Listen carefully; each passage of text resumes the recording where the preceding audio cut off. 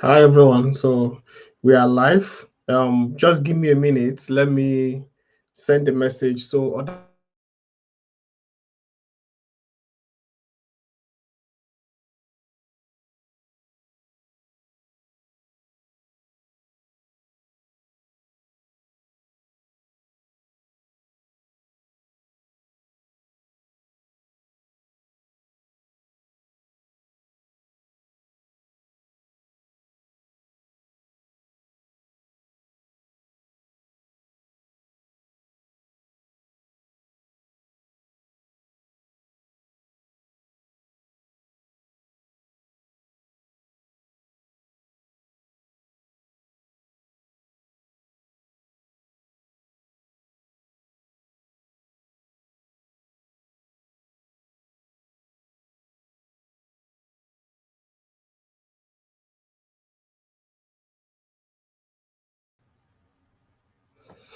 My apologies. We're having some technical issues, but I believe we're back now.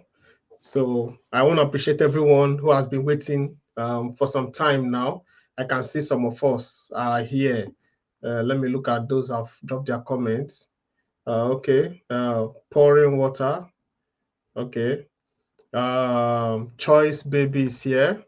Eloho, Favor, Enofe, and Faith is also here.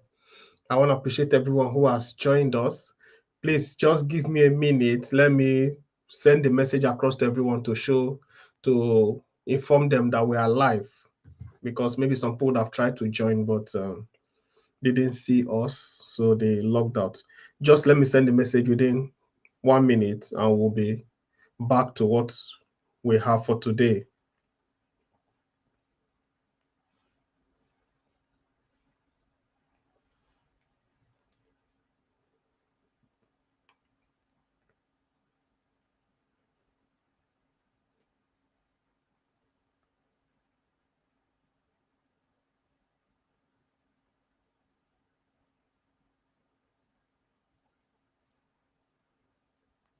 So while I'm doing this, please, I want you to drop in the comments your name and where you are watching me from.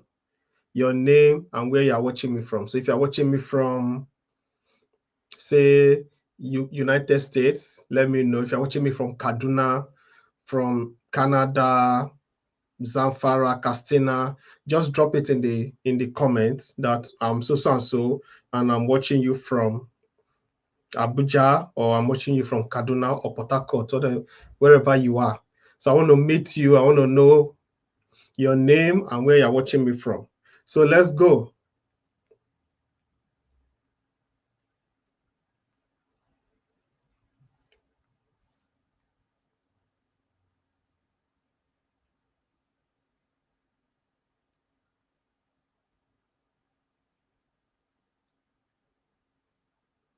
Eloho is watching me from Benin. Chinwe is watching me from Lagos. Fantastic.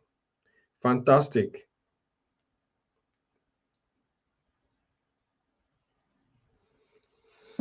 This is amazing.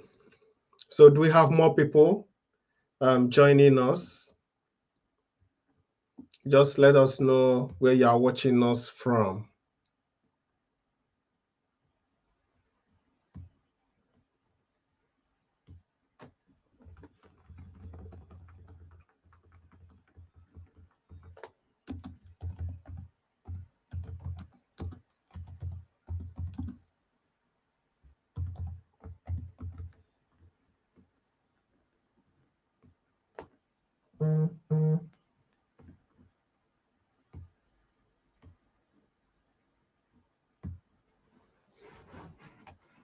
Okay, so we have more comments.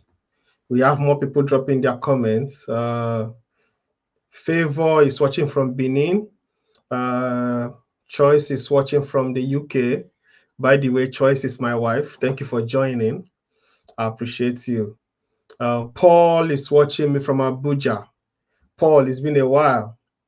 Florence is watching me from Lagos. Thank you so much, Florence. I appreciate. And More people are joining. Dorothy is joining, watching me from Kaduna. Fantastic. Duchess, where are you watching me from?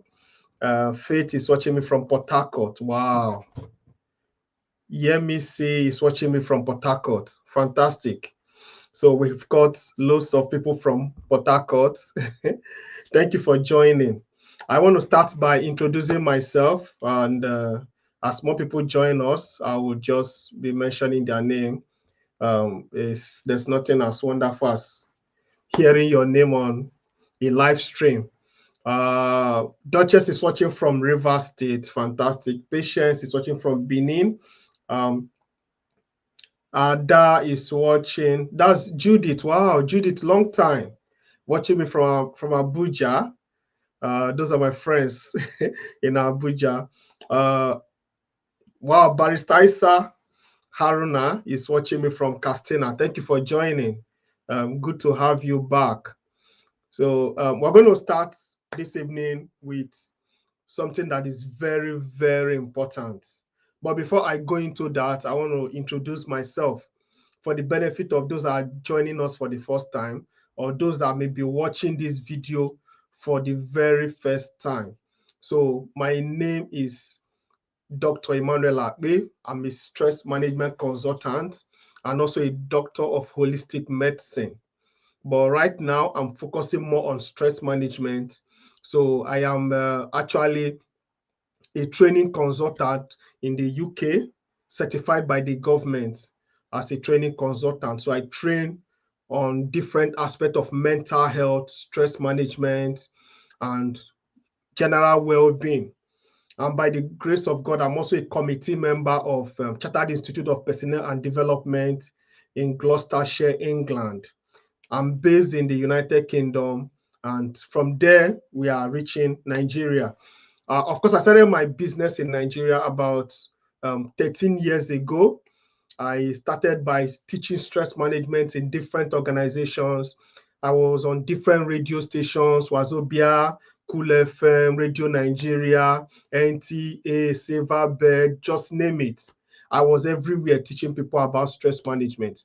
And many of the people that are joining me today knew me from my days on radio and on TV. Today, after about 13 years, the reality of what I've been teaching all this while is now dawning on people.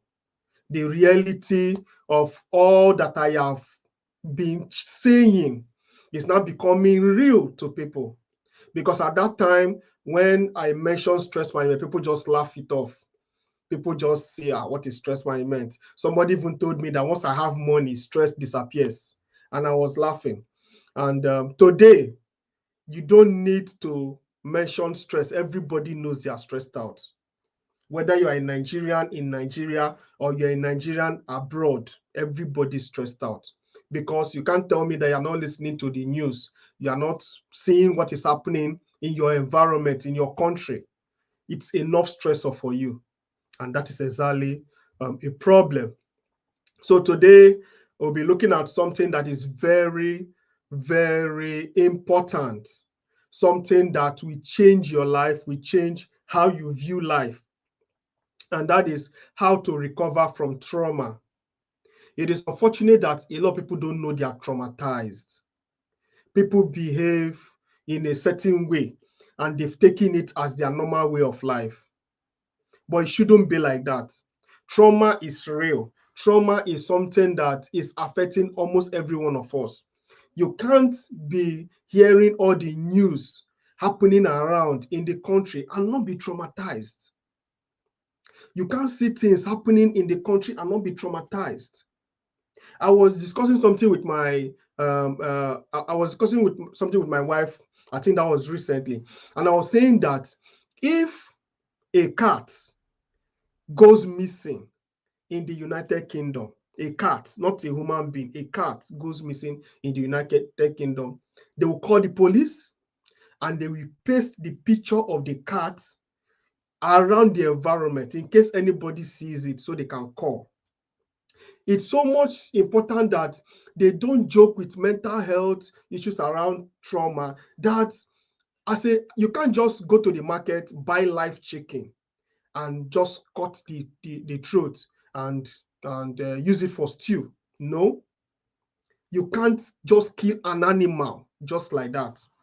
People will be traumatized. So you have to develop a special skill. You will be trained by the government on the best way to kill chicken. I have been in the UK for many years now, about more than 3 years now. I've never seen anybody killing chicken. I've never seen anybody. I go to the butcher, I've not seen them killing anything because it's done in a special department. And then you come to a country, your own country, and somebody is being beheaded on broad daylight, and nobody's talking about it. Everybody's moving on as if it's normal. So does it mean that the life of a cat in the UK is more important than the life of a Nigerian living in his own country? I want you to think about that. Trauma is so bad that people are doing some things that you'll be wondering, how is this person doing this? I'm going to share a lot of things. Please stay with me. If we're not able to finish with this topic today, we'll move it over to next week, because trauma, post-traumatic stress disorder, it's a big cause. It's a big it's a big topic. Let me put it that way. You can't afford to finish it in one go. So if we're not able to finish it, we'll move it over to next week and continue, because it's a very important topic. When I start, you will know what I'm talking about. Do you know that it is because of trauma that we make somebody who has not seen money to drink garri? He has not seen money to drink garri. Somebody who is living from hand to mouth. It is trauma that will make the person to support a politician that is doing very well. Trauma. So I'm going to show you what it means to, there's something called trauma bonding. I'm going to explain that to you. So you can fall in love with your oppressor. And I see people commenting on social media, and I see this. This is trauma in display. People are in love with their tormentor. People are in love with somebody who has not provided electricity for them, somebody who has not provided good road for them, somebody who is living the best life. His or her family are not in Nigeria. They are all abroad. Yet, the very people that are suffering, are praising him, singing his praises to the high heaven. When he's arrested for stealing, corruption, he's arrested and sent to the prison. When he's released from prison, over 1,000 to 2,000, sometimes 5,000 people gather at the airport to receive him as a hero, despite the fact that he's a criminal. Nigerians are so traumatized to the point that it's now a normal thing for them. Their normal reality is trauma. So they've decided to develop love for their oppressor, the person that is traumatizing them. Trauma is a very dangerous thing. Before I go on, I want to define trauma, because it's very, very important that we understand what we are talking about. So I want to describe or define trauma, so that you won't understand the point I'm trying to make and know where I'm going to. So trauma is basically an emotional and psychological response to an event or series of events that overwhelms you to the point where you can't cope. Trauma is an emotional or psychological response. So it is your response that is the trauma, not the event. Just like stress, it is your response to stressors that makes you stressed out, not stress itself. You understand? Not the things that are happening around you that makes you stressed out. It is your response. Same with trauma. It is your response to emotional or psychological events happening around you that gets you traumatized, not necessarily the events. Two people can be exposed to the same traumatizing event. One person will cope very well, while the other person will be traumatized to the point of even taking his or her own life. That is trauma for you. So trauma occurs when somebody feels helpless, as a lot of people are feeling helpless now in Nigeria, or somebody feels unsafe or powerless or even terrified. People are traumatized to the point that they can't even travel. People are traumatized to the point that they can't even go about their normal duties. They are so scared. They are so scared of traveling. They are so scared of going about their normal activities. I saw a news recently on Facebook. A major general was kidnapped with his wife. I think it's a major general or a general. It's a general though. Was kidnapped with his wife. Died in the hands of the kidnappers. Guess what? The kidnappers came to deliver his body to his family. And people that came with his family are security people. So they all gathered. Kidnappers carried his corpse and handed it over to his family and went back into the bush to continue operating. What kind of country does that? People are traumatized to the point that they don't know what is going to happen next to them. Trauma is a very dangerous thing. Trauma actually paralyzes you. Trauma makes you so scared that your immune system drops. Have you been so afraid that you start developing fever? You must have noticed it, that you are so scared. Let me give you a typical example. There was one time where much younger, so robbers came to rob in First Bank in Delta State, where I grew up from. They came in around, I think around 2 a.m., started shooting seriously, shooting at the police, shooting. We wanted to break into the bank. Do you know that night, we were all terrified. Everybody went flat on their face. I started running fever. I started going to the toilet. I started urinating 100 times. What do you think is happening? Anytime you are traumatized, the functions of the body reduces to the barest minimum. The reason why it happens like this is because the body wants to conserve energy. Trauma is taking so much energy from you. The fear that comes from trauma can actually exhaust you and make you lose so much energy. You will be wondering, what happened? I didn't fall sick. But you were so traumatized that you lost all your energy.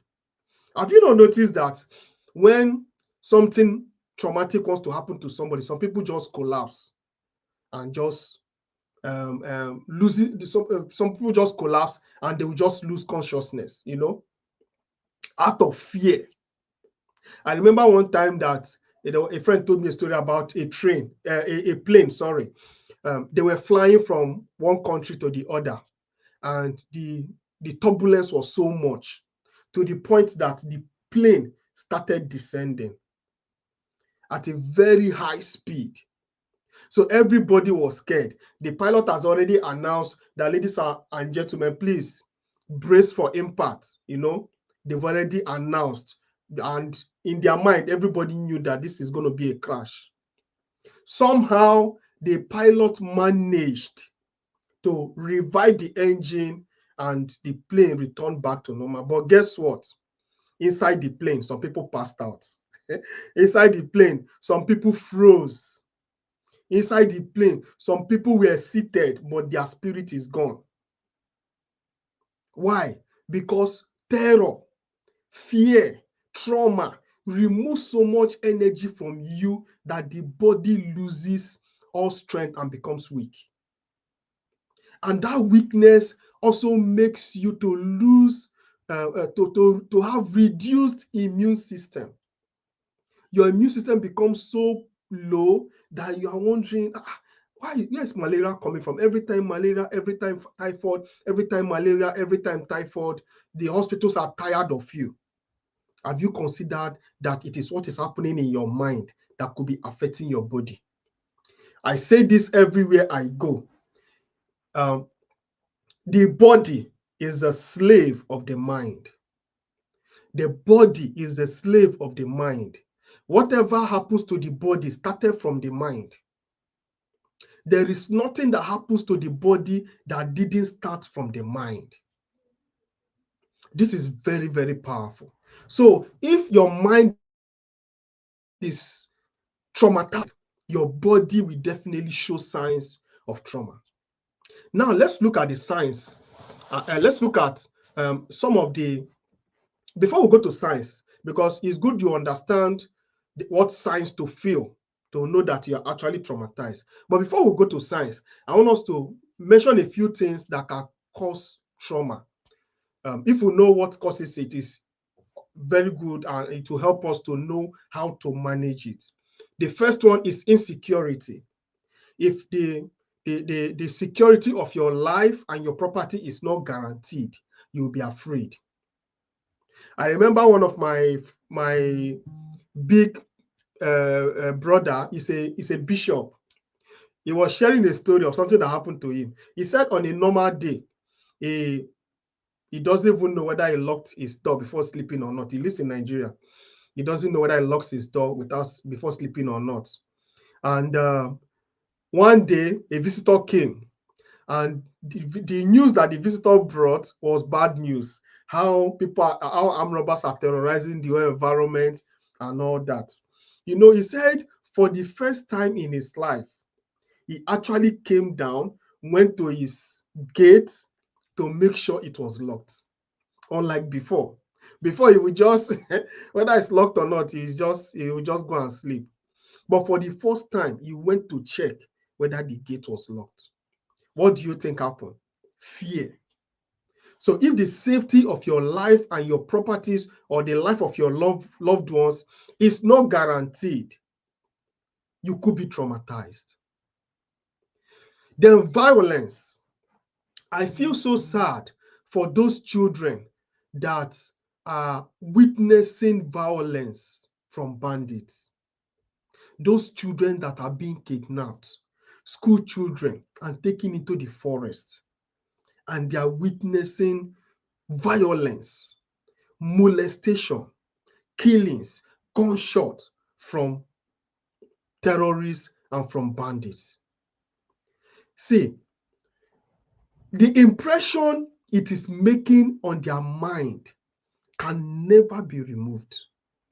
It will take a special therapy session or sessions for them to actually turn that into something positive. And this is a time bomb that is waiting to explode. People are released from insecurity or kidnapping or whatever, and they don't go through therapy. They are just released and they just go on with their normal life as if nothing happened. The highest they do is to take them to hospitals to ask doctors to check if they have any injury or they are fit. And of course, physically they are fit, but mentally they are damaged, because they will never forget that experience. And for life, that experience will redefine the way they look at life. They see life from the perspective of violence. Then we have grief, loss, childhood trauma. A lot of people are behaving in certain ways because they were traumatized as children. A lot of children were abused and they grew up with that abuse, and they see abuse as a normal thing. This materializes in marriages. There are some people that they grew up in environment where they have to be beaten to do things.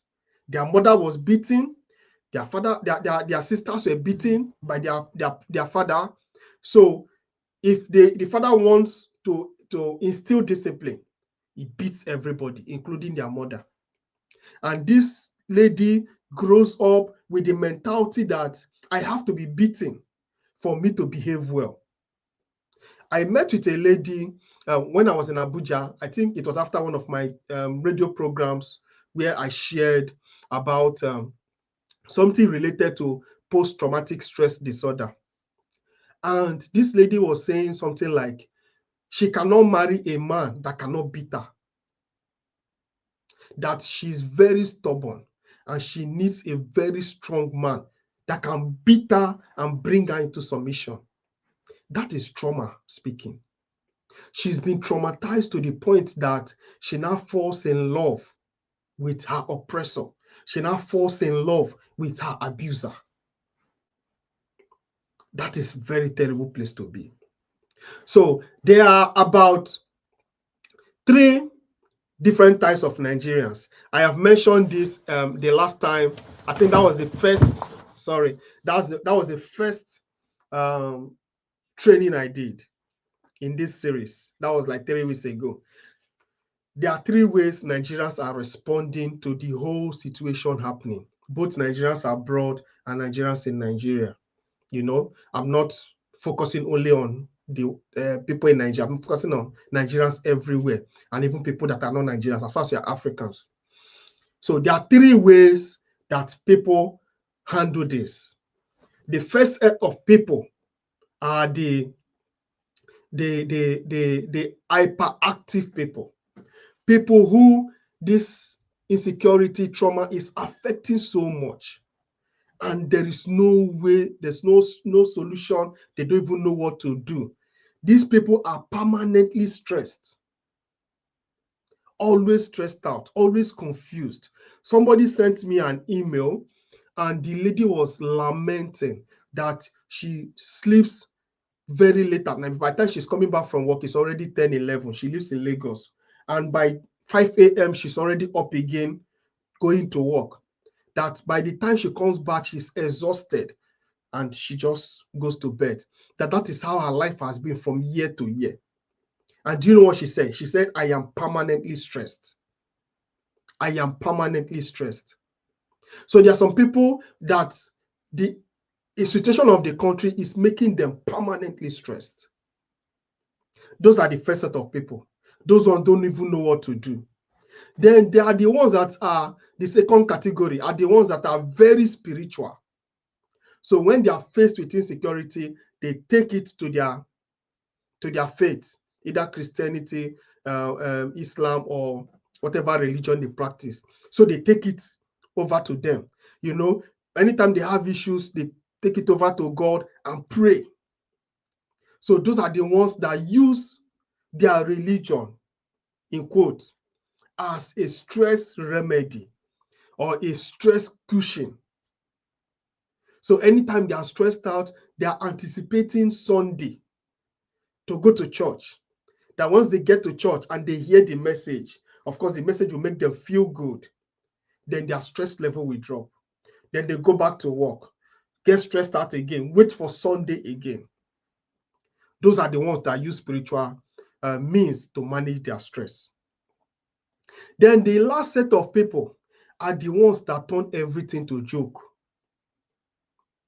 Something very serious happens to in the country that people should be angry. You see comedians turning it to skits. You see people laughing over it. You see people saying all manner of things. And you'll be wondering, this is not the right response to this action or to what has happened. But they're just catching fun. Anytime the president says something, they turn it to skits. But they are losing the message. They are only looking for something that will make them happy.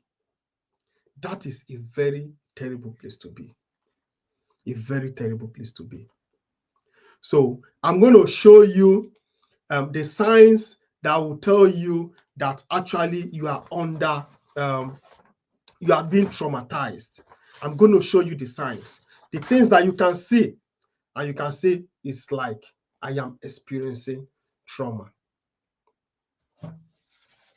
So I wrote down a few things so that I don't forget. This is a very broad topic.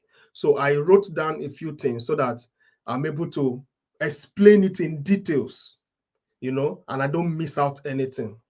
So let's look at some of the signs that you can see, and you tell yourself you are actually traumatized.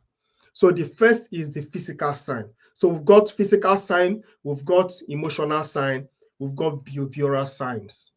The physical sign is sometimes you feel tired, not as if anything happened, not as if you overworked yourself, but you just feel tired. Tiredness from fear, tiredness from being terrified by what is happening. And you know that there are some people that are carriers of bad news. You meet them anywhere, the only thing they will tell you is the terrible things happening in the country. By the time they leave you or you leave them, you are mentally exhausted and you are physically drained. Those are dispensers of stress. People who go about giving others stress. And they are everywhere. That is the truth. They are everywhere. Some people, you meet them, you are happy you met them. You'll be telling them, oh, thank you very much. Thank you, I met you and you have cheered me up. There are others, when you meet them, you leave them more depressed than you were when you met them. Because every single thing they are going to say is bad. Every single, in fact, they go around looking for bad news everywhere to share. Avoid those kind of people because they will drain you physically and mentally. Sometimes you feel headache, you feel body pain, poor sleep, you don't sleep very well, your heart palpitates, beats very fast. You're wondering what is happening. Sometimes you look as if you are losing your breath. You are running out of breath. Or sometimes you look as if you are hypoglycemic. Hypoglycemic is when you feel dizzy, as if you want to fall. So you are losing your balance. Is because of fear. Fear can overwhelm you and drain all the sugar you have in your body. This is how powerful it is. Sometimes you have indigestion, constipation. Those are signs that something is happening with you. Then we have some emotional signs like fear. Fear is so powerful that fear can actually paralyze you. Fear is so powerful that fear can actually make you sick. You can be so scared that you find yourself in the hospital. Fear is a very terrible thing. Some people get angry unnecessarily. Nobody actually offended you, but you are just angry.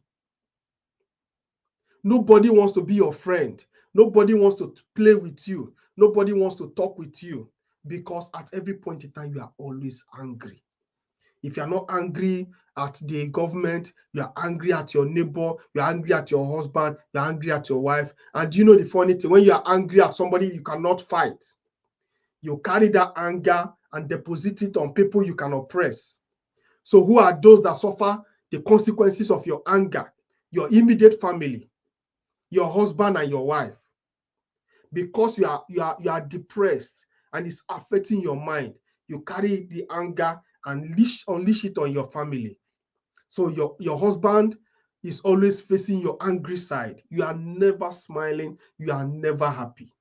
Your children are so scared of you that they cannot even come close to you because you unleash the anger on them. Of course, you can easily intimidate them. So when somebody when somebody is acting in a way, maybe the government is acting in a way that is causing you trauma, you carry that trauma and you unleash it on people you can oppress because you cannot oppress the government. They are bigger than you. So you take it over to people you can oppress. If you are the boss, you start unleashing anger on your staff or on your colleagues. Everybody wants to avoid you because of the anger and you are easily irritable. People don't want to come close to you. Those are the signs that you are traumatized. Then there's sadness. Some people are never happy, always sad, always angry and sad. I know some people, I have never seen them smile. I have never. I have been in some conferences, and I'll be speaking, giving jokes, and everybody will be laughing. Some set of people don't laugh. I remember walking up to one of them. It was a military guy. I did a training for some military officers in, I think, Defense College here, Abuja. That was many years ago. So I did a training for the top military staff. And one of them was so all angry and sad. Everything I said, he didn't respond.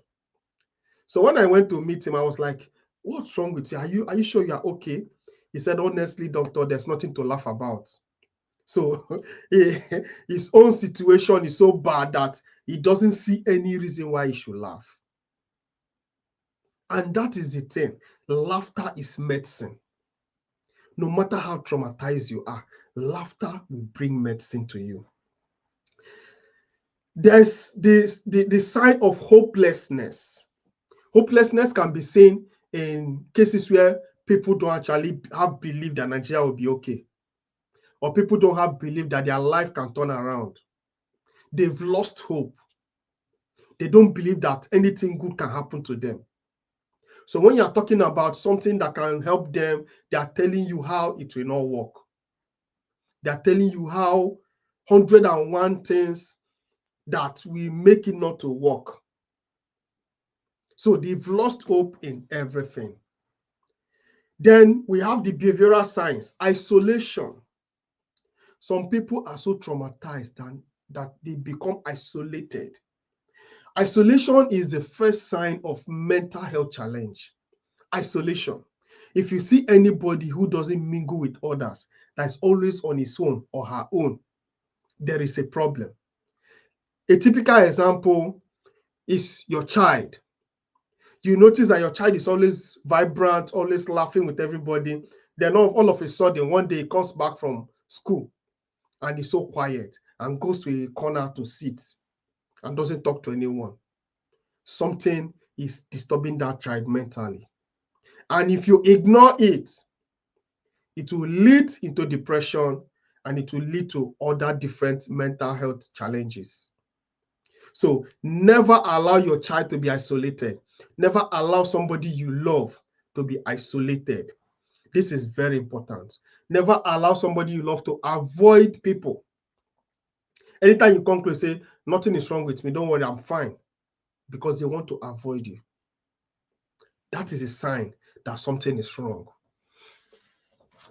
So I want to explain something that happens in the brain when you are traumatized.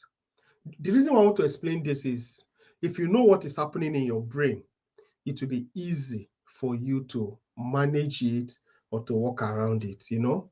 So the first thing is that when something terrifying happens to you, the first response is that your brain releases a hormone. It is called cortisol. The reason why the brain is releasing this hormone is so that the body can produce enough energy. So this hormone called cortisol goes to the liver, which is the engine house of the body, and cause the liver to produce enough sugar, glucose, in form of energy, you know, to energize the body and send some of those energy to the brain, you know. So sometimes this process occurs for a long period of time and the body becomes exhausted. That is what is called chronic stress.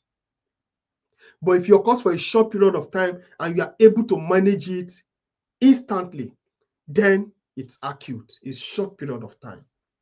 So when cortisol is released, there are a few things it does. It helps you fight. The reason why you are able to withstand pressure or withstand any kind of situation is one, because of cortisol, two, because of adrenaline. So cortisol is making the liver to produce energy. Adrenaline is giving you that push to do what you wouldn't have done on a normal day. I was speaking to a friend, and one of my friends in Abuja. So this person traveled to the east, and on their way, they got kidnapped. Kidnappers stopped the bus and asked everybody to come down. This person came down along with everybody. And you know, as they were marching them into the bush, something just occurred to her. Maybe adrenaline, maybe whatever it is, that she should just collapse. And she just collapsed and fell on the floor and just remained there as if the person had remained there as if he was dead. You know? So the kidnappers look at this person, saw that he didn't have strength anymore. They tried to raise him up, no strength, and they left him and marched others into the bush. That's how he escaped. That's how he escaped. So sometimes adrenaline or the stress tension makes you do some things that you'll be wondering, who gave me this idea? That is why you see somebody lifting a car because of adrenaline, because of that action. So the body is prepared to fight. The body is prepared to fight. It is this preparation that makes people angry. Anytime something happens, you know, to the country, people are oppressed to the point that they get angry and start acting. It is because the trauma has triggered in their brain. So the trauma has triggered something in their brain. And that thing that the trauma has triggered is cortisol and adrenaline. That raises anger. And with that anger, they go out, they start protesting, they start doing things. So and so person must go. You know, I'm not mentioning anybody's name because this is strictly educational, not political. So and so person must go. We don't want this person to be president. We don't want this. We don't want that. Because of that reaction happening in the body. Have you not imagined that there are some people that are very quiet? Very quiet. When I mean very quiet, these people are very quiet. And they do some things that you'll be wondering, how did this person do this? A typical example is this. There was this case that happened in China.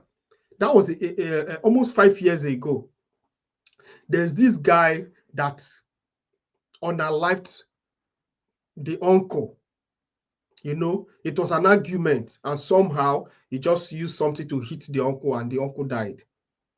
And of course, he was charged to court. Do you know, funny thing happened? The community gathered and they came to the court to say that this is a very good guy. This guy is not capable of doing this kind of thing. We don't know what happened to him. We don't know what happened to him. It could be a spur of the moment action.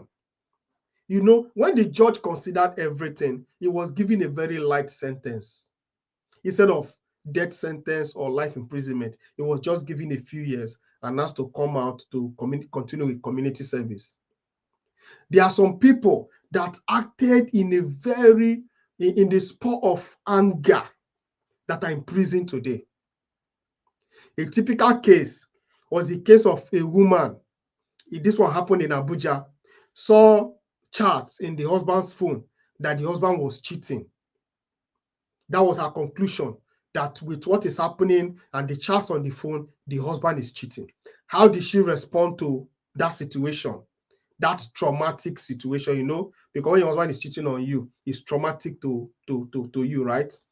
How did she respond? She responded by taking a knife and using it on the man, and the man died. They sentenced her to death. I think her sentence was read like 2 or 3 years ago. Many of you remember the case I'm talking about. Another case, a woman was fighting with the neighbor. You know all these Lagos neighbor fights now. The woman was fighting with the neighbor over a bench, something as simple as a bench. So the lady was saying that, please, I want to use my bench. He said, no, we're using it. When I finish, I will return it to you. And before you know what is happening, it led to a very big argument and a fight broke out.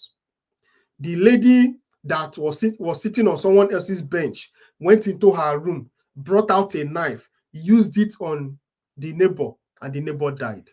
As I'm talking to you now, the neighbor, the one that used the knife, is facing death sentence now in the prison. It didn't matter whether she was a good woman. She may have been a very fantastic woman, a good wife, a good mother, but out of anger, she wasn't able to control her reaction at the spur of the moment. And that was what landed her in prison.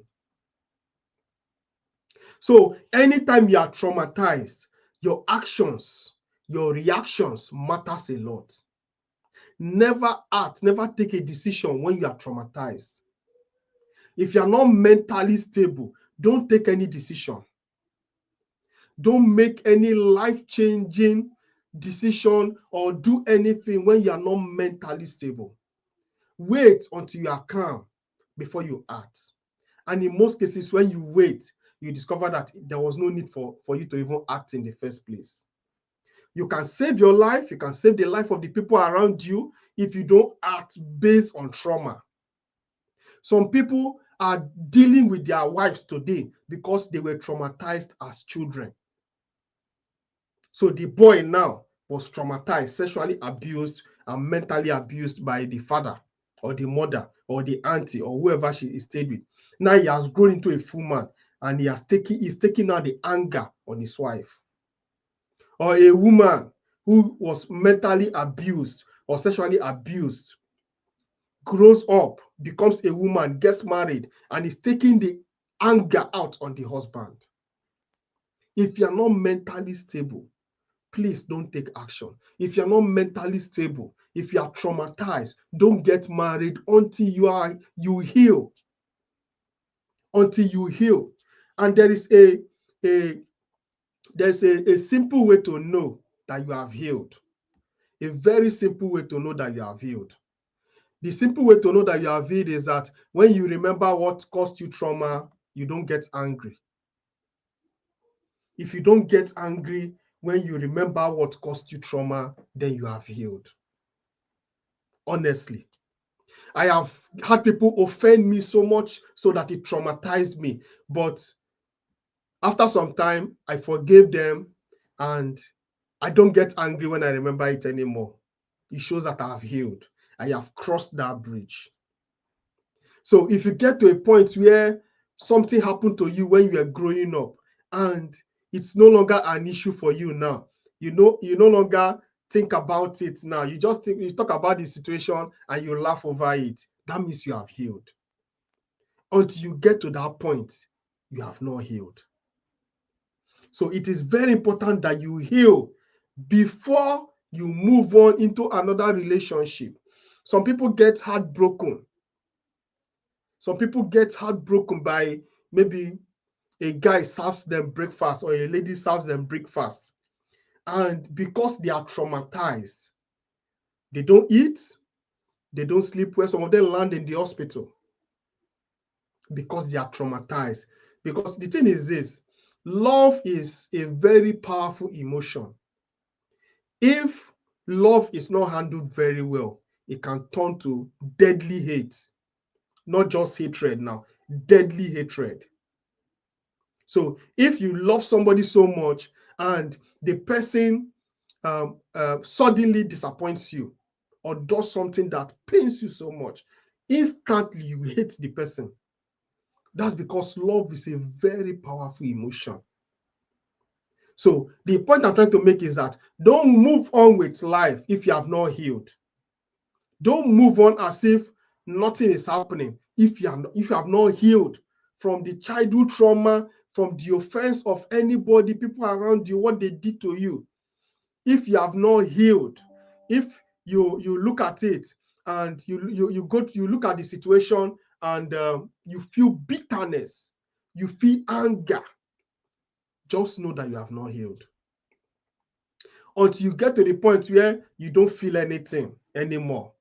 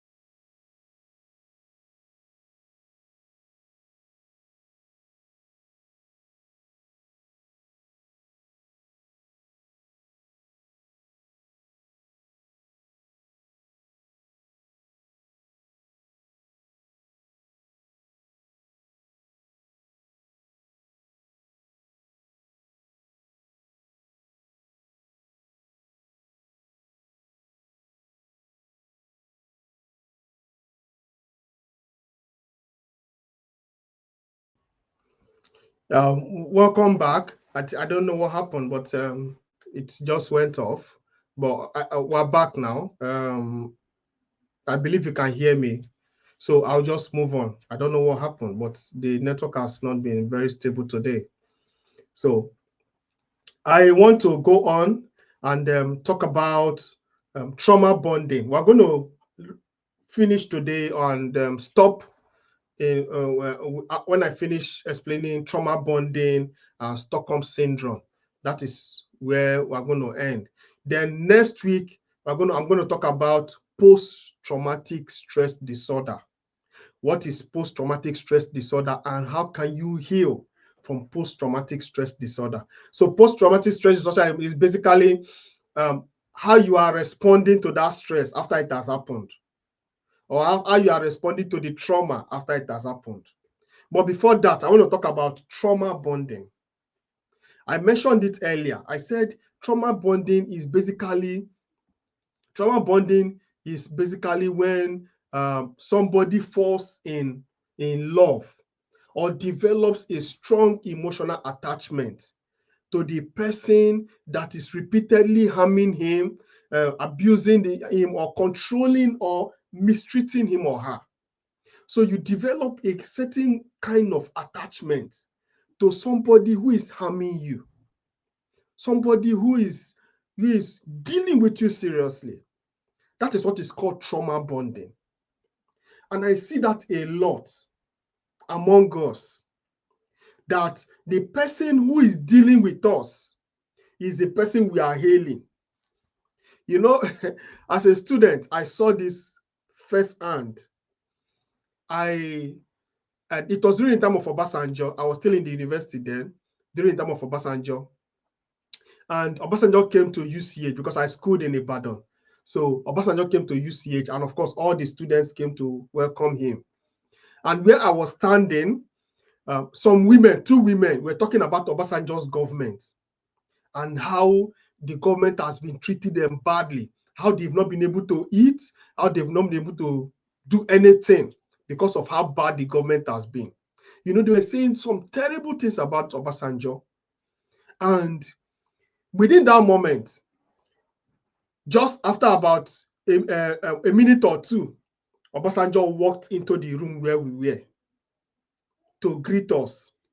If you see the way these women knelt down, started rolling on the ground, hey, Obasanjo, you are the best president. You are the best human being. May God bless you. Your government will be forever. They're just talking. And I was shocked. These same people that were criticizing the government, the president, when they saw Obasanjo one-on-one, they went crazy. They went crazy. And I was just looking at that. I was so shocked that this is how human beings are. That is basically what trauma bonding is. Trauma bonding is when you get to the point where you fall in love with a situation that is harming you. You become so addicted to the situation that you start praising the person that is abusing you. So when next you see somebody hailing a very bad politician or somebody who stole, how much did they say NNPC stole? The group managing director. Is it 270 trillion, not billion, no, 270 trillion naira is unaccounted for. Meanwhile, if this guy comes out tomorrow to do anything, there will be people who are not benefiting from him in any way, but they are willing to lay down their lives for him. If he goes to the airport, he will be treated with the hero's welcome. So politicians understand that Nigerians are suffering from trauma bonding, and they are maximizing it. They are milking it because they know that this thing is already happening. So trauma bonding occurs in abusive relationships. There are some relationships that the victim says, he's beating me because he loves me. There are some women that still says it tomorrow, that my husband loves me so much, that's why he's beating me. Or some women will say, don't worry, when I marry him, it will change. But he's beating you blue and black as a boyfriend. and you now conclude that when you are married, it will change. How will it change? How will it change? Some will say, I cannot survive without him, or without him I will die. That's why the fact that he's dealing with them. That is trauma bonding. Then there's another type of bonding with people who are oppressors. It's called Stockholm syndrome. Stockholm syndrome. I'll spell it in the comments so that people would know what it is. Stockholm.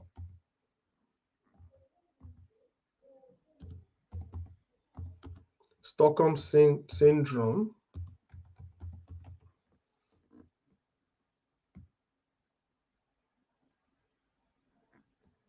So that's it. I'll put it on the screen so you know. Stockholm syndrome. So Stockholm syndrome is basically when people empathize with their oppressor. They sympathize with their oppressor and even defend them. Have you seen people like that in Nigeria? Have you seen people like that? I feel so sad when I see Nigerians living abroad defending the government as if their lives depend on it. You are living in a city where everything is given to you, everything is working, and you are defending a government that is impoverishing the others in your country. That is Stockholm syndrome. So, and you know the worst thing? Some of them are not even benefiting anything from the government. It's not everybody that government is paying to defend them. Of course, they are paying some people to defend them, but it's not everybody that the government is paying. There are some people, naturally, they are defending the government because they are suffering from Stockholm syndrome.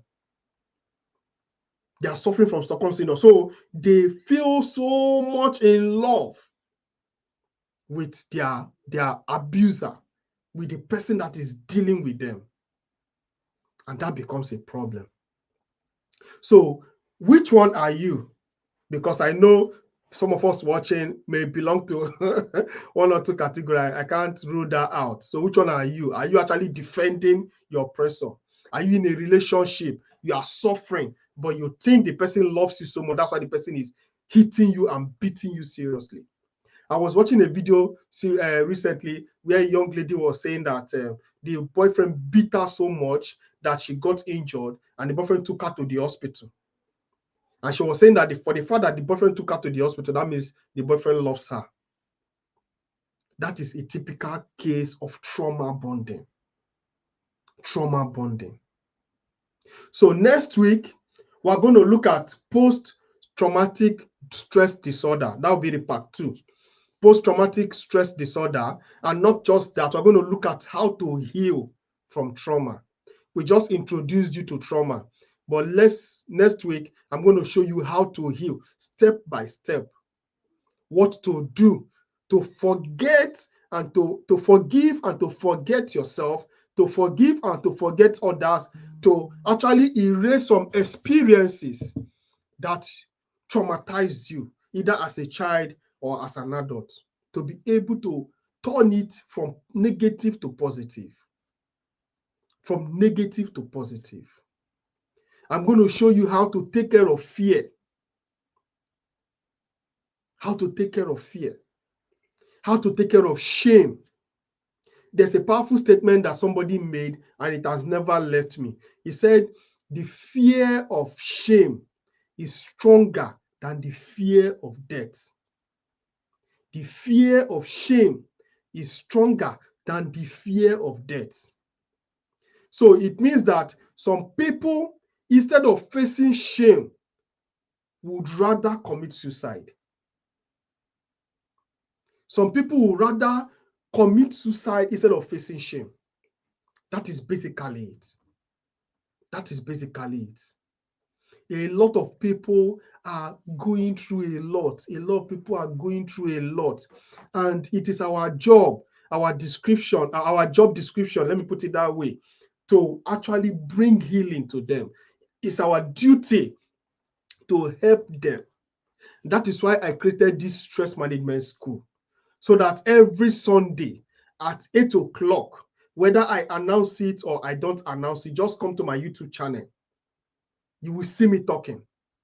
So if you have not subscribed to the YouTube channel, subscribe and click on notification, share the video to as many people as possible. Let to create more awareness among people, to let them know that this thing that they are going through, that it has a solution.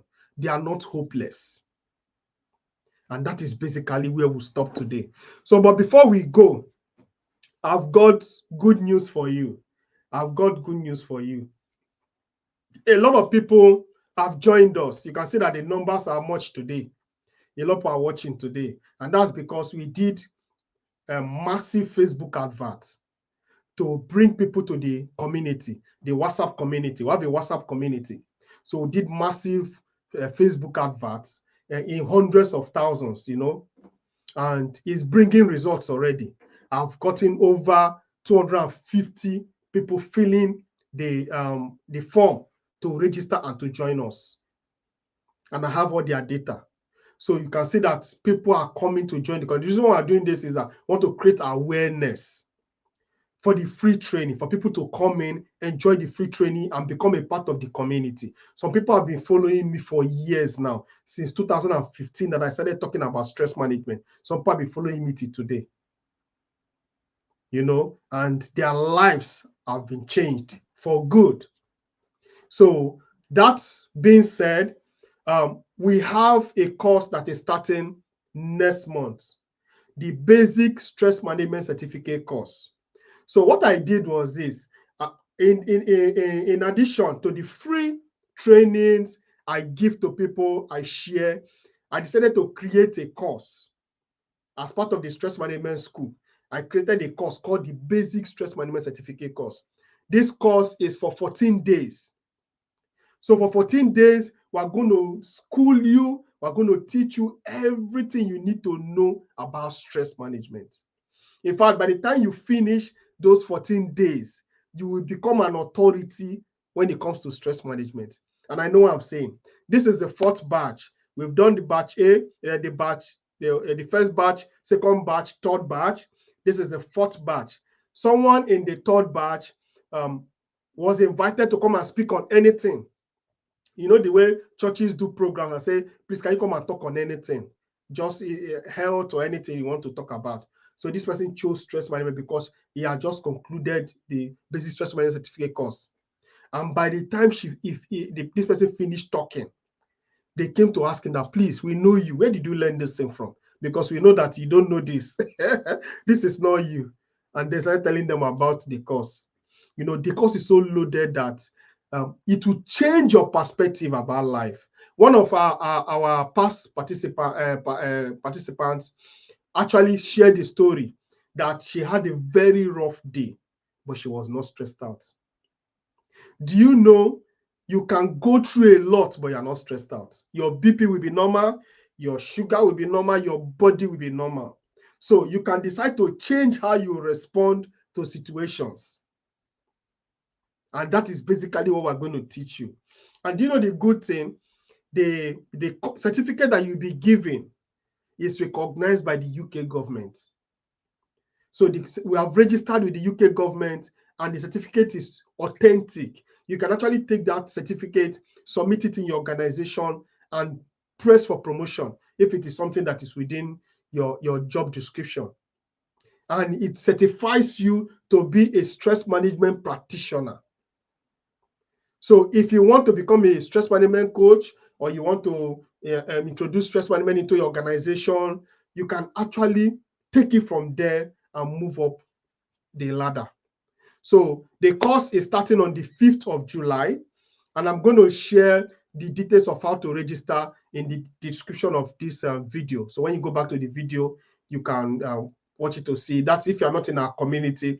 But if you're in the community, I'm going to share it email after this video, how to register for the Basic Stress Management Certificate course. So if you're watching me and you are interested, you are a professional, you are a business person, and stress is mesmerizing you, with just 25,000 naira, it will change your life. That is the fee for it, 25,000 naira.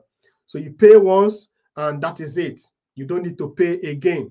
You know, you go through the course and your life will not remain the same. And to crown it all, I'm going to be giving you a special gift if you register within the next 24 hours. So I wrote a fruit fasting therapy some months ago, or let me say some years ago. I wrote a fruit fasting therapy, and I introduced it to some of my clients. There's this my client that used to have heavy flow, heavy menstruation. You know, she doesn't use Pampers, she uses diapers. It was that heavy. But after the 3 days fruit fasting, her flow returned back to normal. Until today, she still has normal flow. I'm going to share with you the recipe for the fruit fasting if you register for the basic stress management certificate course between today and by this time tomorrow. So you have 24 hours to register. Meet with Modesta. Modesta is the admin of the WhatsApp group and the Telegram group too. So chat with her and get registered. Immediately you get the 3 days fruit fasting therapy. Start it immediately. If you can start it over the weekend, for 3 days it's just fruits and water, and after 3 days your life will completely change. You look fresher, you look lighter, some disease conditions begin to be reversed. That is basically how it works. So I want to appreciate everyone who has joined us in this live stream today. Thank you so much. I want you to invite as many people as you can to watch these videos and also to join our community. The more we bring in people, the more they learn and the more we make our community better. I have stopped complaining about the country. I am doing my own bit to change it by teaching people how to respond to stress. And I believe that in the next few months or even years, this whole session, this whole stress management school will become a national thing that people will be watching from different parts of the world, every part of the country, people will be watching. It's already happening, but we'll have thousands and thousands of people watching it to say, I want to key into this live stream so that I can learn how to manage stress. That is basically where we are going to. And I'm so happy that you are the pioneers, the people who have started this. And I'm so grateful. I'm going to send out an email to every participant of the live stream. If you have ever given us your email, we're going to send an email to you with the details of how to watch the 3 episodes that we have done so far. So thank you very much and have a good night. Bye.